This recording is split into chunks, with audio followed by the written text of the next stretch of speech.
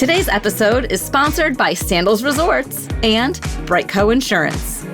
What's up, Chillas? Today we are with Keith Willard of Keith Willard Events, and we are talking about apps and planning. And I'm sure we're going to get a lot of fun stories in between because Keith is a trip. He's become a legend in the industry, and he's a friend of the Bridechilla community because our girl Megan Ely and Kevin Dennis, like you've worked with a lot of people, but you've also worked with a lot of legends in the industry, like Colin Cowie, who we were just talking and singing the praises of, and David Tutera. And so I'm really looking forward to getting a plethora of knowledge and stories from you today. I love it. And, and I love your podcast. I listen to it. So it's like you're so relaxed with your guests, and it allows them to just say stuff that they may not have thought about saying and may regret later. It's kind of like one of those like late night tequila drink date nights, you're like, What did I say? Anyway, so I'm excited about this. Tell us about your company and how you got in the business, because you have a really great story. I'm going to give you the short version because obviously there's a very long version because I'm old, and that happens with old people. It's that we like to talk over ourselves. Not old. But I actually started when, and a lot of people are not even going to remember this. There used to be a thing called the Jerry Lewis Telethon, right? And it used to be this 24-hour that guy was on TV for 24 hours raising money. And I forget what he was raising it for at that point. That's how old it is. And you used to have these milk cartons that you would go collect pennies, the thing that no longer is in circulation, pennies. And so I would create these like little road stops, like a hayride for a penny or swing for a penny. I was 6, I was 6 years old. And I would bring in like this whole wagon full of pennies, feeling so proud about this stuff, right? And that's actually where it started, is that because the only way you could get people to be interested and stop is by creating something really unique or interesting that caught their attention, that made them stop and take a look. And I realized at a very early age that the experience, how somebody feels, is how big or impactful the memory is going to be later, right? So if you make somebody feel really good and laugh and love and joy, that memory is going to stick for a much longer time in their head, and they'll be able to remember specific details out of that because of how they felt. I was the executive director of this small not-for-profit called Immunicize, which was a health and wellness program in Dallas, Texas for people with HIV and breast cancer, right? So the idea was that through wellness that you would have better treatment options. And we were too small of an organization to really apply for major grants and things like that. So again, the event industry came to my rescue. It's like I started throwing these big dance parties, so we'd do 4 dance parties. And actually I have a poster still from way back then called Jungle Gym. Yeah, I actually created a whole dance party in a gym, which was really cool, I thought. I don't know if I look back at it now and go, oh.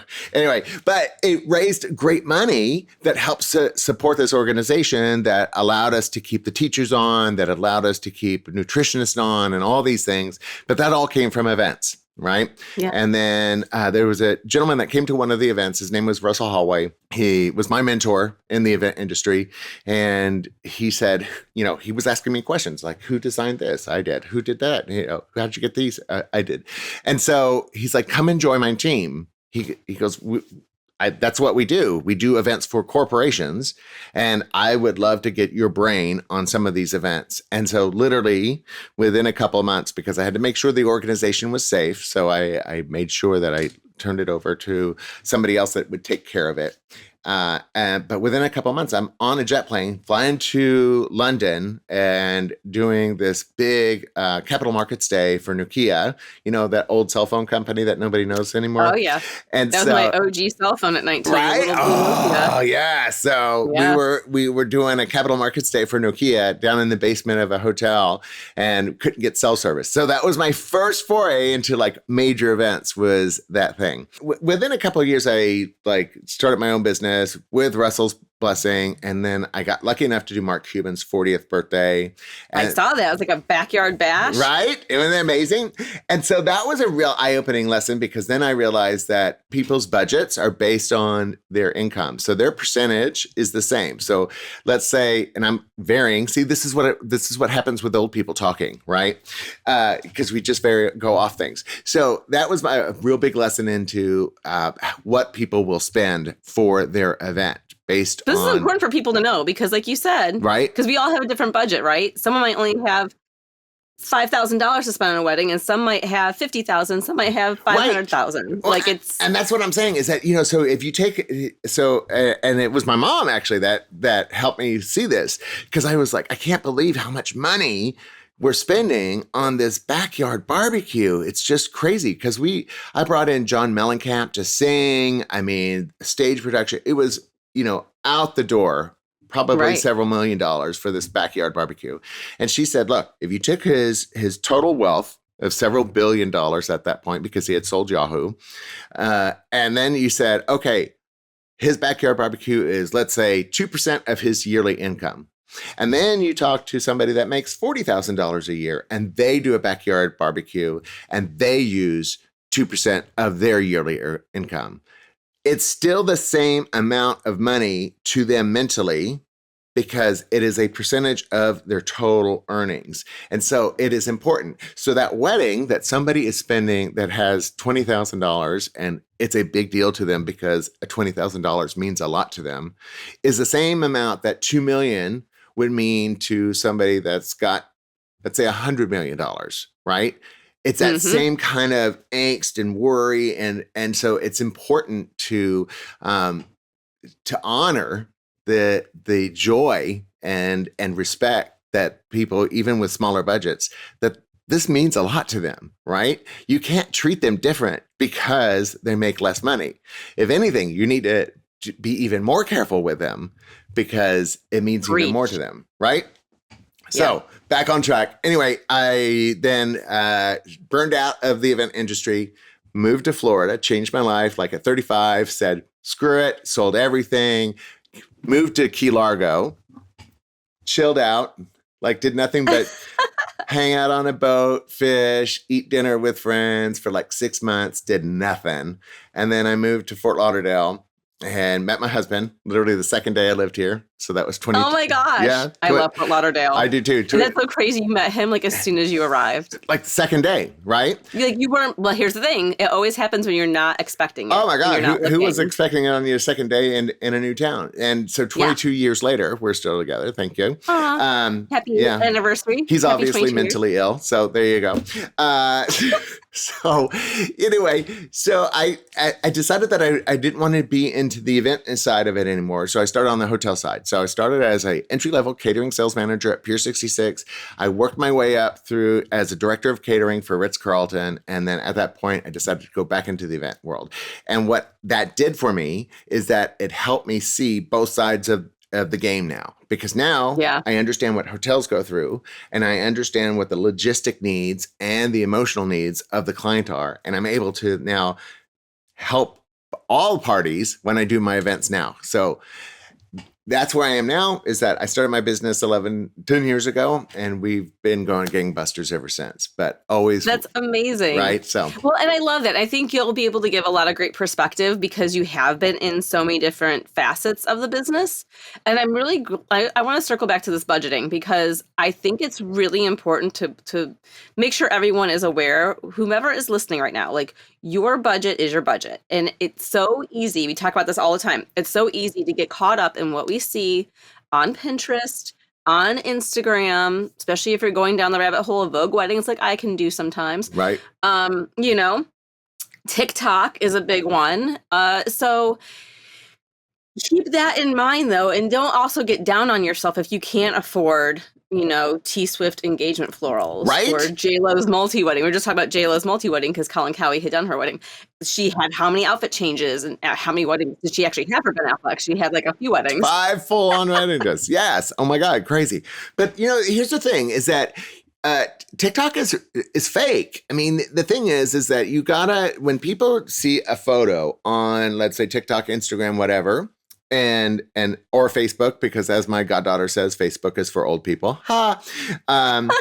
So if you see a photo, you don't know how much time and effort went into that one photo, right?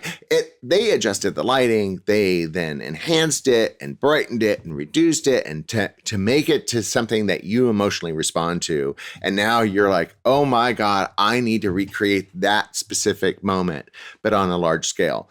That might not be possible. Right? That might not be possible because there might be so much computer AI integrated into that one photo. You don't know. And so it's better to think about like, what are the things that you like personally? What is your joy? I mean, one of the things that I really love about celebrities nowadays, they're like, find you. What makes you special? Right. And I think that's what we as planners need to be more focused on is what makes the couple special. How do we integrate special parts of them into the wedding that then connects them to their guests and their guests go, oh yeah, that's totally them. Right.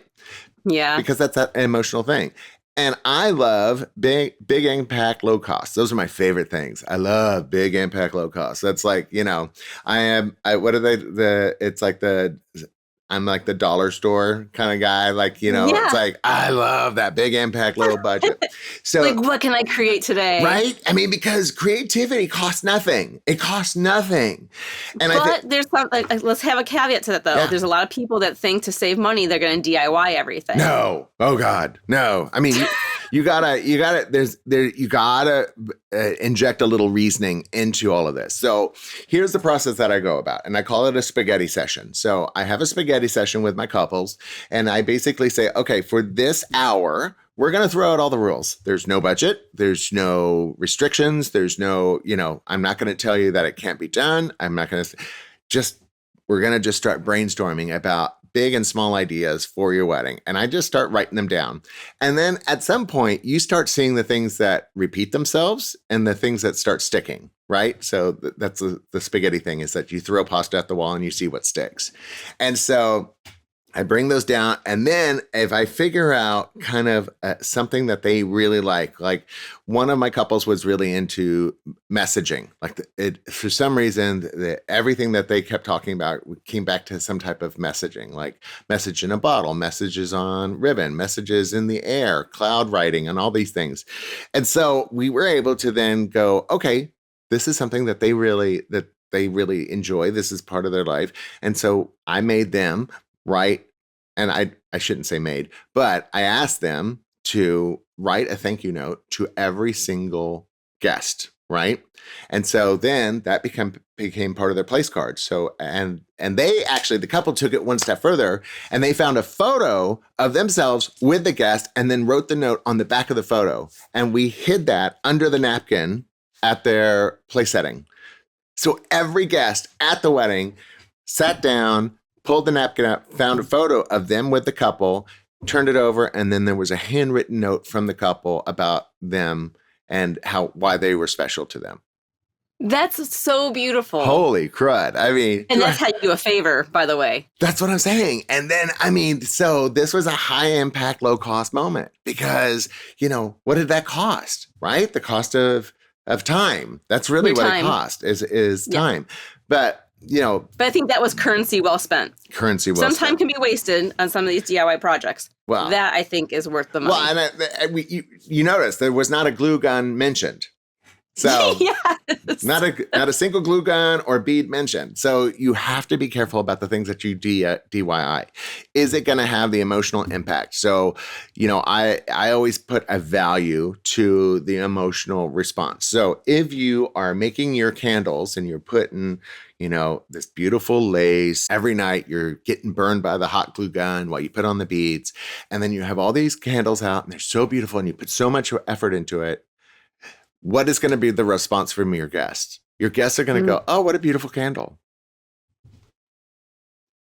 They're not connected to it.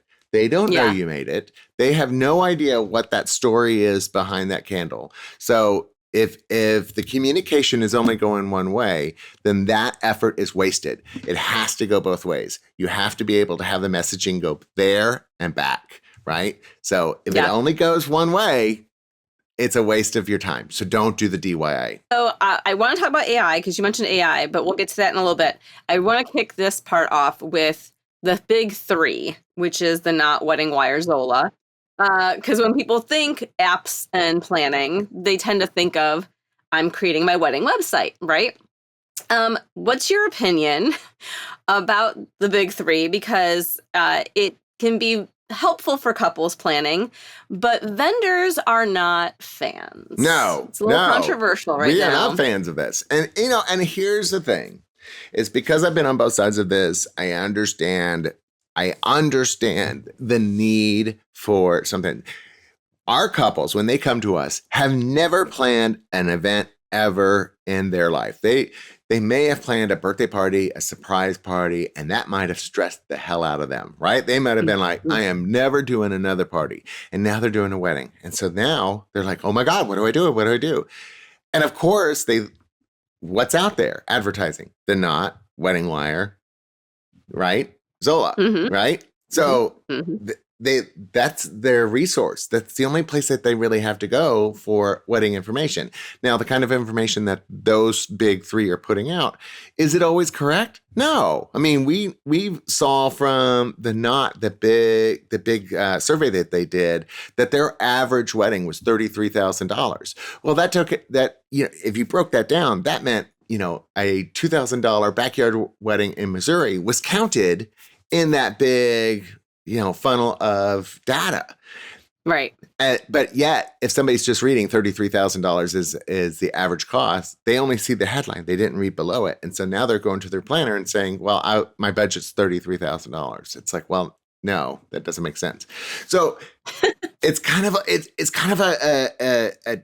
a bad situation because there's not a lot of tools for couples to use. And so they got to have something. So you got to have these big three to at least get them moving in the right direction. But then you have to have the educational component on our side that says, okay, it's good that you got that started, but let's restart this game. And I'm going to sit you down and we're going to talk about the realities of planning a wedding, right? What are the things that you're going to actually need to focus on? What are the things that are going to be worth spending money on? And what are the things that aren't? Because again, we're looking for high emotional impact, low cost, right? And don't cheap out on music. Don't cheap out on photography. Don't cheap out on food, because those are things that people are going to remember, right? And the photos are oh God, finding a cheap photographer, you're going to hate yourself for years when you don't have great photos. Oh my God, you're going to hate yourself forever. So make sure that you get a great photographer. Make sure that you have a great DJ, because there's nothing worse than nobody dancing and doing anything at a party, right? So there are things that you want to spend money on. But how about videographer? Because it's the number one regret of most couples. What's your take on videography? Because people tend to cut that from their budget. It depends on the couple. Like I have some couples that are really into video, and some couples that are really not. They don't watch TV. They're outdoorsy. They go hiking a lot, and those kind of couples, I say, look, you're based on your lifestyle.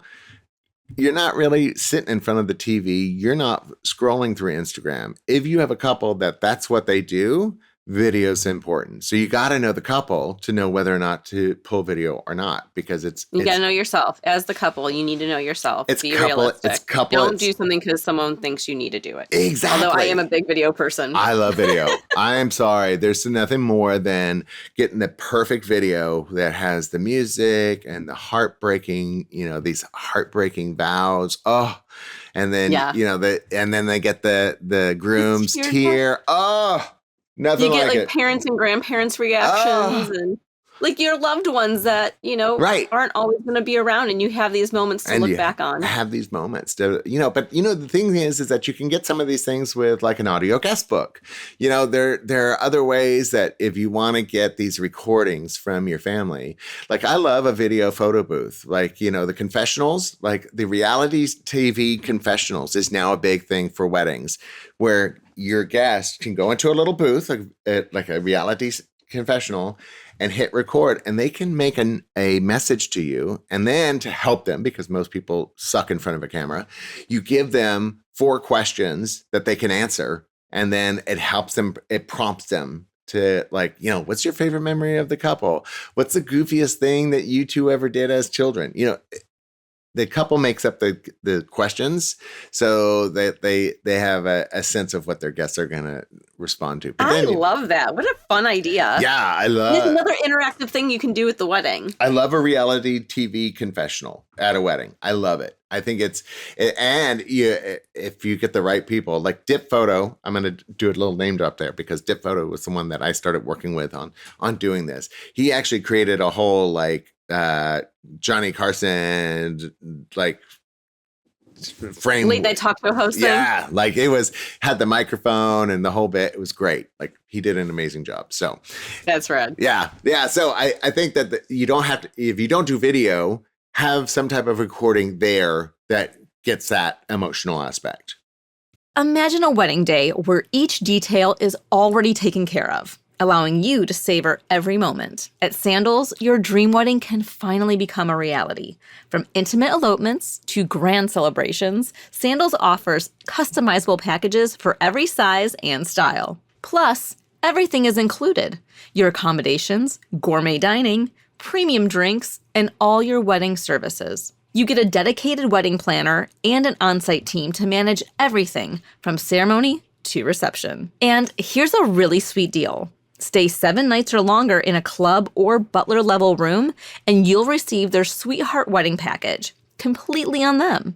That means your ceremony, decor, and even a delicious 2-tier wedding cake. For those of you who really want to be sure, you can even test drive your wedding experience before you book it. Stop dreaming and start planning. Head over to sandals.com today or call 1-877-SANDALS to create your unforgettable wedding experience.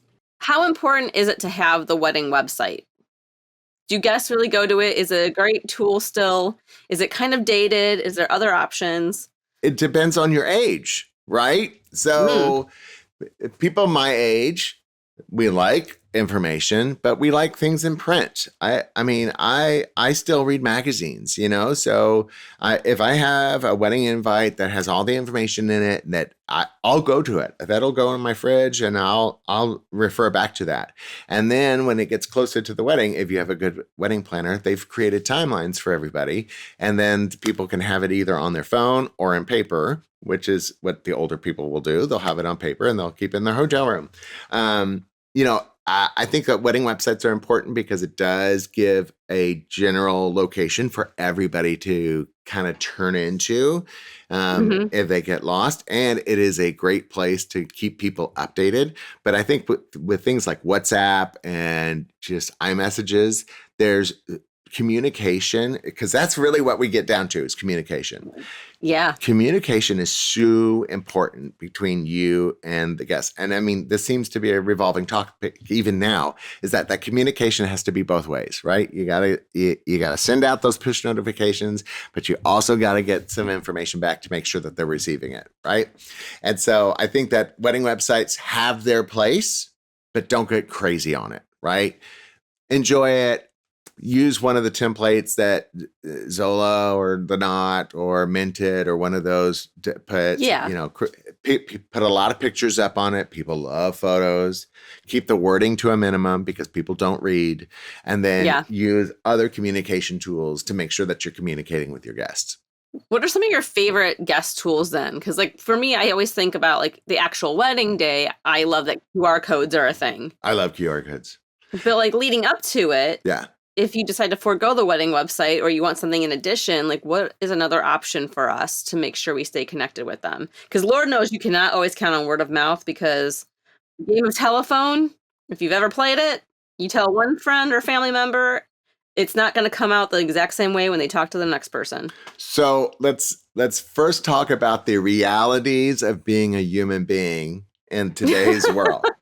Right? So let's talk about the fact that you're never going to get 100% of your people to pay attention 100% of the time. There's always going to be a random aunt or nephew or someone that wanders off and does their own thing, doesn't show up on time for photos. And it doesn't matter if you do push notifications, you call him, you send smoke signals, nothing is going to make that guy or that girl show up on time because that's who they are. They suck at that kind of stuff. And so there's got to be a part of you that goes, all right, we know, our alcoholic Uncle Jim is not going to be there because he's going to be at the bar drinking somewhere. And let's have somebody that tag teams that it kind of is nearby him to drag him.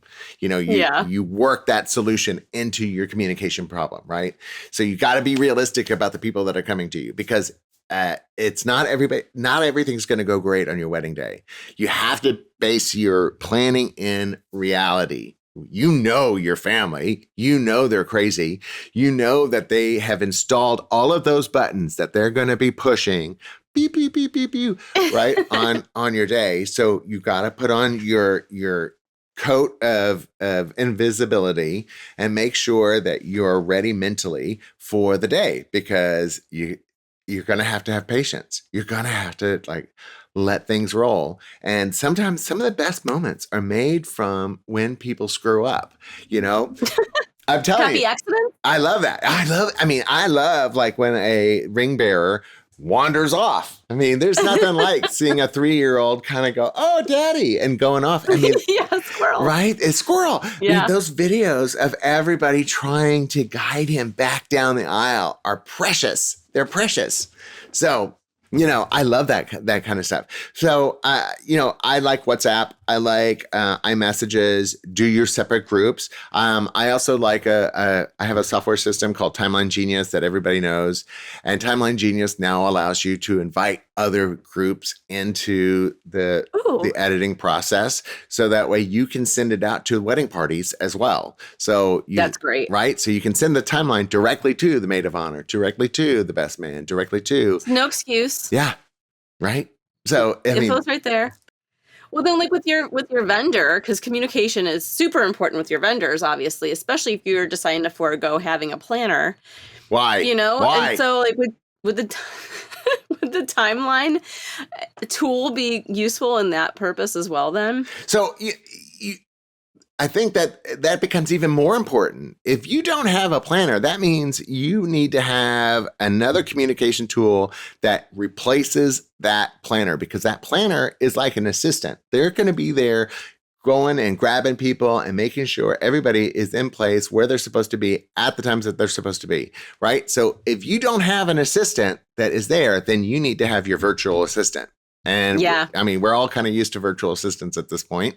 And so, I think it's really important that you have some type of other tool. And if not, have a really strong maid of honor, a really pain in the ass maid of honor that is on people because you're going to need somebody that organizes everybody. And I think the timeline, like a Timeline Genius type of thing is really important. I think that you got to have a notebook or some type of online file, Google Files or something that keeps Google Docs and spreadsheets. Google Docs and spreadsheets are super important. Have those all ready. But keep in mind that we don't want to go crazy because most people don't read. You only want to give them the highlights, right? Only share the information that is important to them. Don't give them your bride. If you have a timeline, you do not need to give your bridesmaids all the AV tech timeline issues also, right? Because they'll miss the parts that are important to them. Because in between having the photographer show up, having the cameraman show up, having the DJ show up, there might be a little line that says, all bridesmaids meet in the foyer at 4:00. And they'll miss it if it's squeezed between all of these other things. With that, let's talk about design and inspiration because we mentioned Pinterest and Instagram. What's your recommendation? Because again, this can be overwhelming with creating mood boards or saving a private album or saving things in a private thing on Instagram. What's the line and what's the best way to utilize these tools, which are awesome, but also not get so convoluted that you lose your vision or you go out of budget or you have these like. I get it. So, because, planning takes a long time, and a lot of people are in the wedding planning since they were 6 years old. There are girls out there and boys like me that was 6 years old going, I can't wait to get married. I'm going to have a big veil. I mean, I really did thought I was going to have a big veil. Yeah. But, the thing is that we were thinking about our weddings from a very young age. And so there are things that have been stuck in our heads. And when you're talking about wedding planning in general, there's always going to be something that has to fall to the side because of budget, because of logistics, because of location, because of this, because of that. And so the first thing that, I talk to my couples about is not only the realities of planning a wedding and like the things that they're going to have to deal with, but 5 things that are absolutes, right? And it could be, I have to have my dad walk me down the aisle. Great. I have to show up in a Lamborghini. Great. These are the 5 have tos, right? So those are put into a protective world, and we will figure out all the other things to make sure that these big 5 happen, right? So if that means that we have to go to a 4-hour bar versus 5, which we will not, but 4-hour bar versus 5 in order to make the Lamborghini happen, okay, we understand that, right? So but because these are the things that are important to the couple. Now, what's going to happen is that the first 5 that we talk about are going to be different than when I come back to you 3 months, 6 months, 8 months later and say, okay, are these big 5 still important to you? Right? 1, 2, 3, 4, 5, because they may change. You may be going through the process and looking at things like Pinterest and what have you. And you're like, oh my God, maybe I don't want the Lamborghini because that looks stupid. Right? Because it does, by the way. So on reality out there, getting out of a Lamborghini is stupid. Don't do it. You don't own it. Nobody knows you own it. Come on. Especially if you have a big dress. Exactly. It's not your car. Everybody knows it's not your car. Come on. Right. So, get in front of a big, beautiful tree or something. Save it for your bachelorette. Exactly. Oh my God. Process. Anyway, so I think that it's, if you're in the process of planning a wedding, I'm a big old school person. I like touch, feel, I like to sense things. And so I was a big fan of doing the big white piece of cardboard where I would have a glue stick and I would glue stick, articles that I saw. Pinterest has kind of taken that place, but the problem is that it's too easy. See, when you had the big board, you had to take the effort of taking out the scissors, cutting it, putting the glue on, and sticking it. And during that process, there's an example on if you're watching in the background of that's not a vision board. I make vision boards, but I had a family friend made that for me for my Sweet 16. It was things that made her think of me. See, I love that, right? A lot of that still applies, and that's on display. But I also make personalized collages for people and then vision boards. But that's what I'm saying. It's hard because magazines are dead, basically. And how do you make vision boards when there's no magazines to cut from? You print it. I mean, I go to like UPS all the time and get shit printed. Stuff printed all the time. So there's a process when you cut things out. It gives your brain time to think about whether or not you really want this on your vision board because you're stopping and thinking. When you have Pinterest, it is way too easy to just click, click, click, click, click, because then your brain does not have time to think, oh, wait, am I really interested in this? Or what? Am I interested in the bright light, right? Am I interested in the glitter? Because that at the moment, that's like, oh, I love the glitter, click, right? But you might hate the photo later. And too many of us do not go back and review our Pinterest boards before we start then talking to florists and designers and things. So it is important to edit. And do you actually like the item in it, or do you like the feeling it evokes, like art? Exactly. Right? Exactly.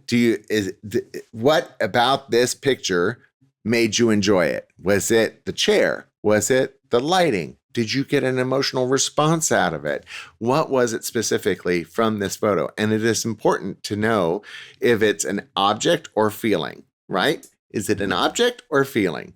And then label those. Make sure that your objects are all objects and that your feelings are all feelings. So that way you start to get a general sense of what visuals are creating what kind of feeling in you.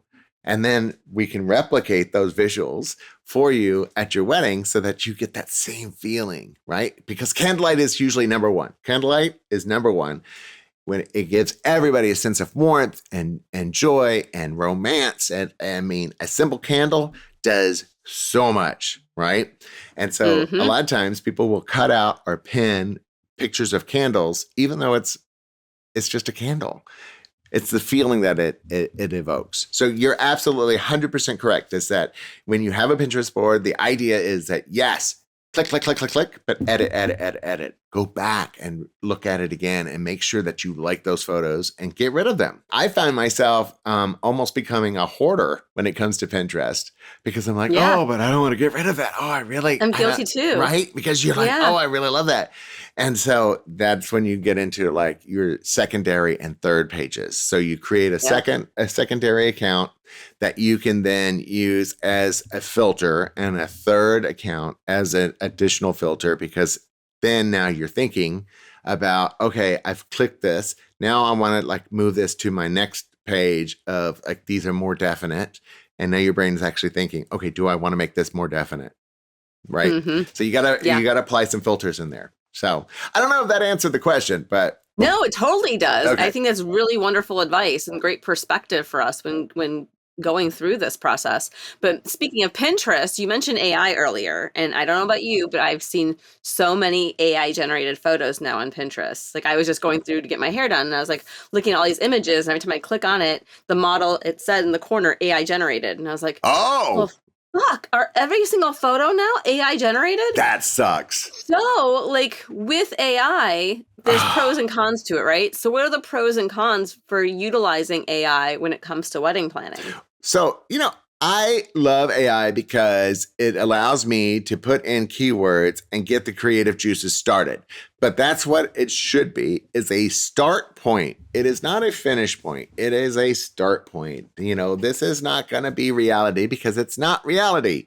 It is making things up out of the air and creating things that may not be real in real life, right? And this is one of those moments that even if you have millions of dollars, there might not be a way to fabricate some of the stuff that it's coming up with because it's pulling it from thin air. What it can create online might not be possible in reality, right?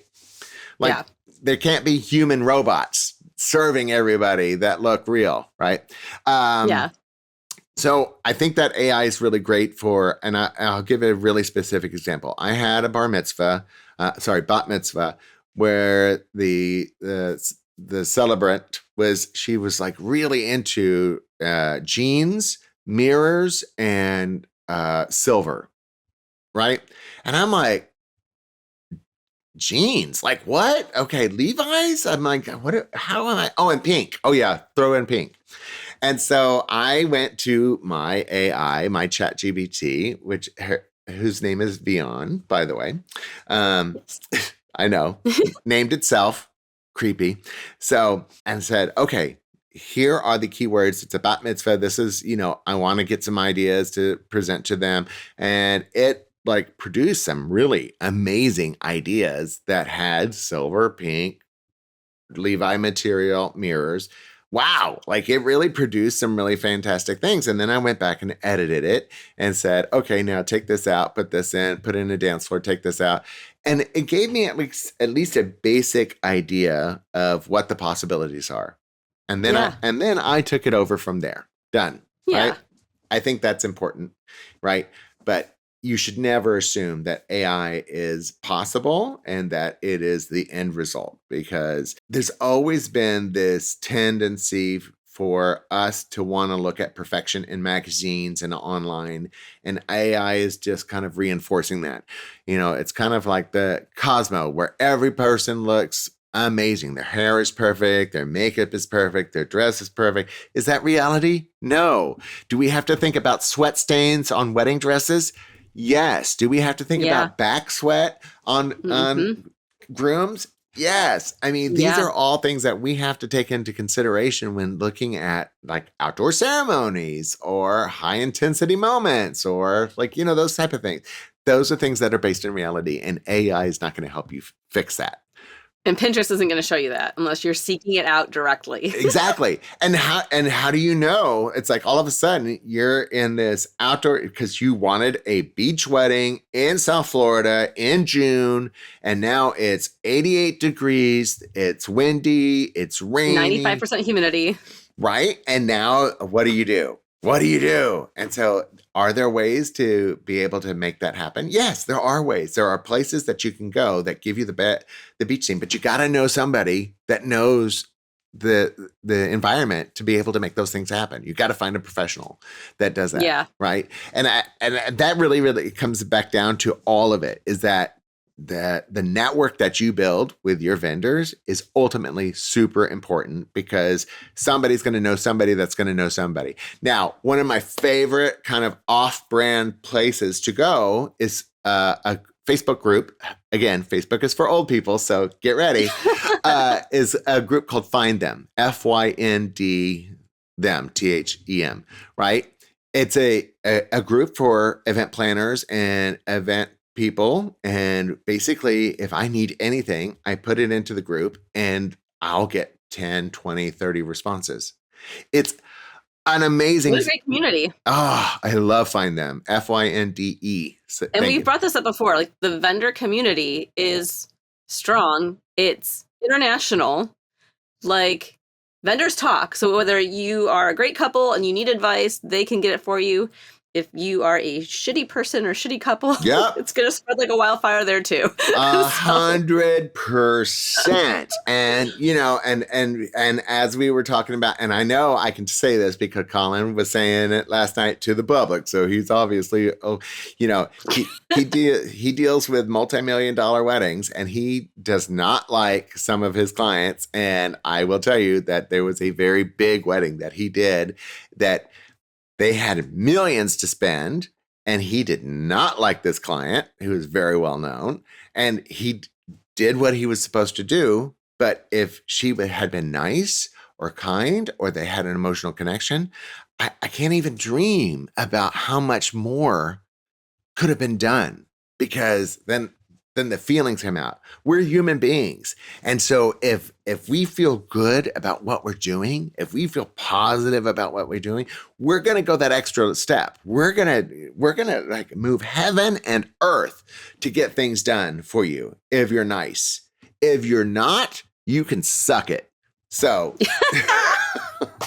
preach, right? But that applies to life, right? It goes even beyond your wedding vendors. Like, if you are good, it's good karma, right? Good and bad karma. Giving back karma. But I mean, the thing is if you're paying me, your wedding is going to be amazing. I don't care if I like you or don't like you. Now, the difference is, am I going to go the extra step to make sure that it's over the top? If you're nice to me, absolutely. If you're not, you're going to get an amazing wedding. But, I being nice gets you so much more. Right? Yeah. Than being a hard, horrible person. And then, and it says, I ride my vendors and I got the most out of them because I squeezed out an extra 10%. I'm like, yeah, you actually ended up spending $10,000 more than you should have. Yeah. Right? Because we charged you for everything that we're supposed to charge you for. Whereas if you're a great client, they might give you some leeway or some discounts, or try to find extra leeways and discounts for you. Go above and beyond. Or find it for cheaper. Yeah. Or find somebody that has it on sale, or somebody that, is that something that we have to do professionally? No, we don't, because our job is to get you what you asked for. How we get that depends on how much intensity that we feel towards the client.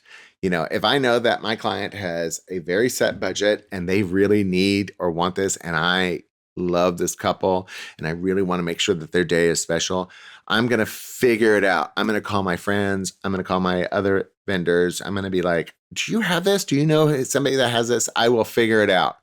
Right. If you're not nice to me, I am not professionally obligated to do those things, because that's not in my job description. My job description is to make sure that you get the wedding that you want, and the cost is the cost, right? So, it's human nature. It is human nature to luckily, I've I've got about a 99% of people that I love my couples. I'm friends with them for years. I do their baby showers. Awesome. I do their bar mitzvahs. I mean, I love that. I mean, there's nothing like getting in somebody's life like that. So before we get to the final two questions, I would like to know, is there any other piece of advice for our couples when it comes to choosing and utilizing apps or other kind of communication tools? Don't let them be the end all be all, right? Don't let the apps be the end all be all, because what the apps tell you and what somebody tells you,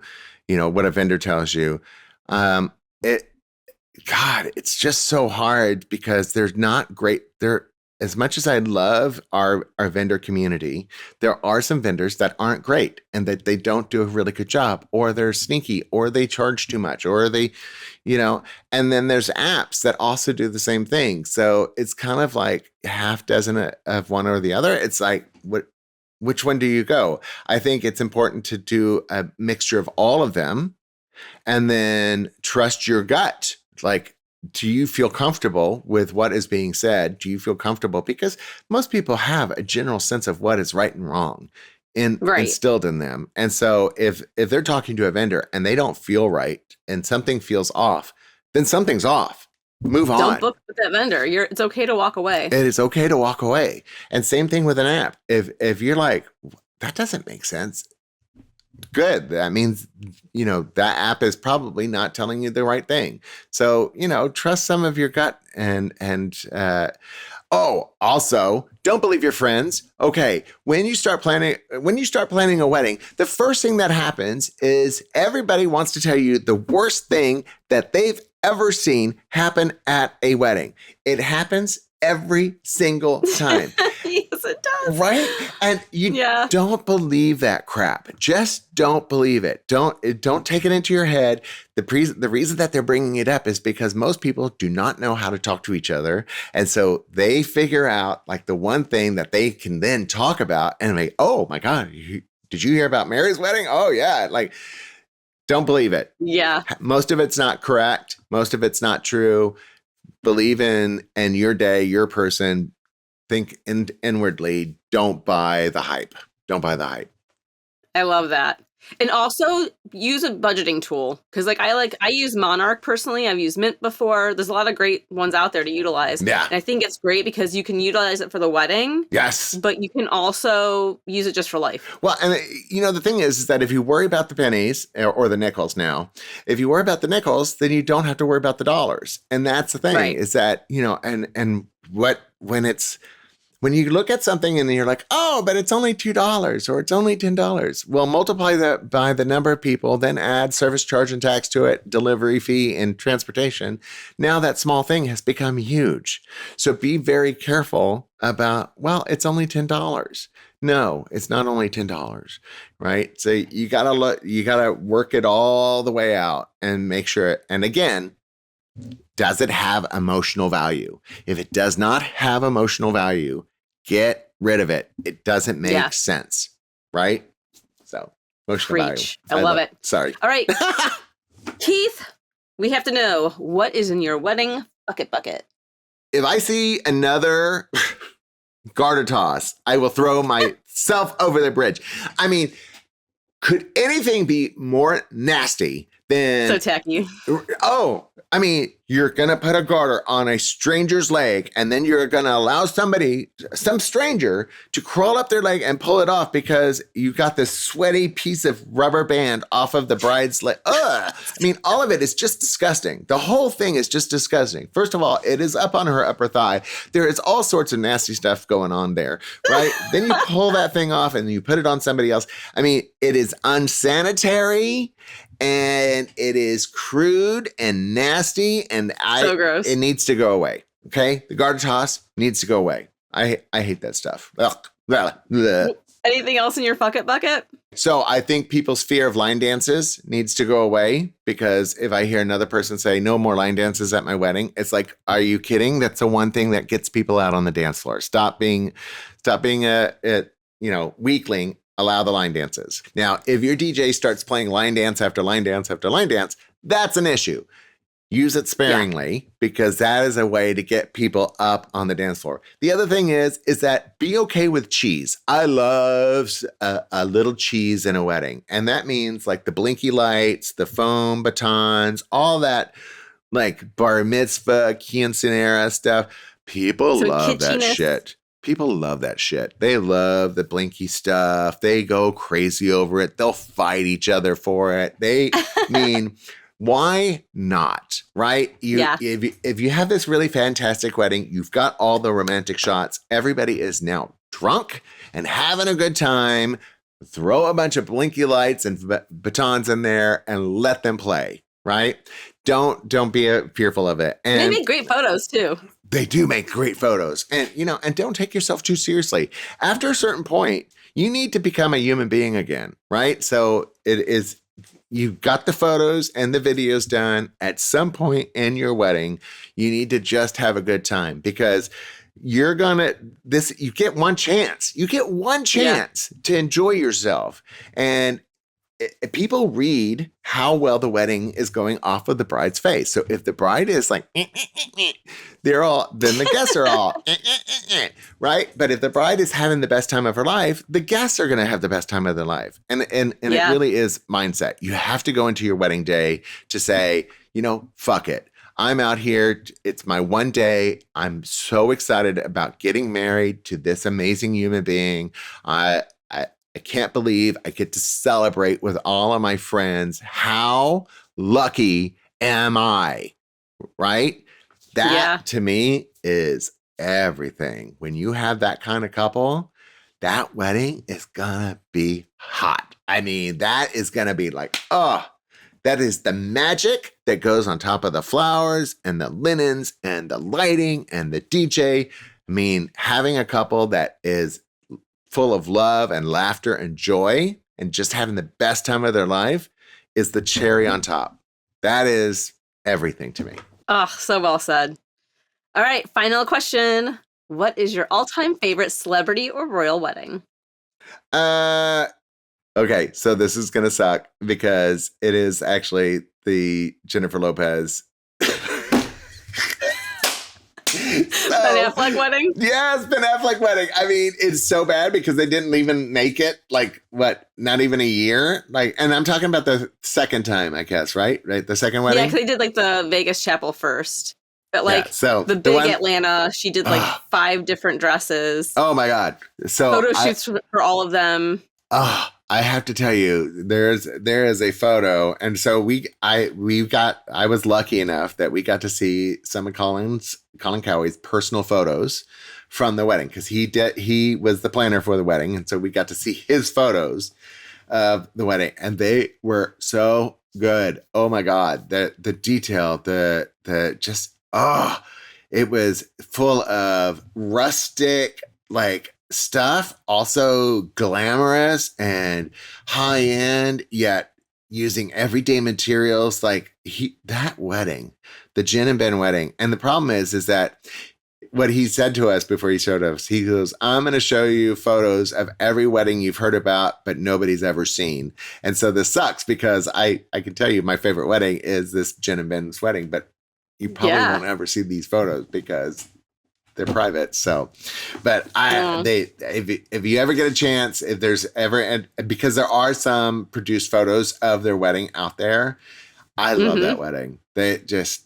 He knocked it out of the park. Holy crap. That guy, his brain just works on a whole different level. One of my favorite photos from that wedding is her, and this is a portrait photo. She's in a lace dress sitting on a swing, and it's a profile of her with the dress on a swing. You know what I'm talking about? I think her hair is back in a bun with a flower. Oh, yes.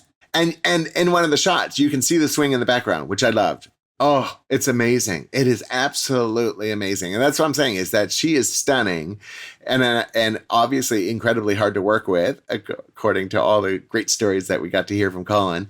But yeah, she's not an easy human being to work with. But oh my God, is she good looking? Damn. She's a good looking bride. Shit. Out of all the J-Lo weddings, because obviously there's been a few, I love the Affleck stuff, but the Chris Judd look, I think, is my favorite. And then her first wedding to that asshole that tried to extort her is so 1996, 97. Like with the sheer on the side and her hair in that bun with the flowers. Oh my God. Like, did you really just say slut? Can we just say slut? You just were like, come on, sweetie. Really? What's happening here? What is going on? But the Chris Judd dress was my favorite of hers. I mean, but that one, I just thought this would be the cover for Playgirl. If she was posing for Playgirl, this is the dress that she would be wearing because it's super sexy and seductive. And then you open it, it's all is revealed. It's like, but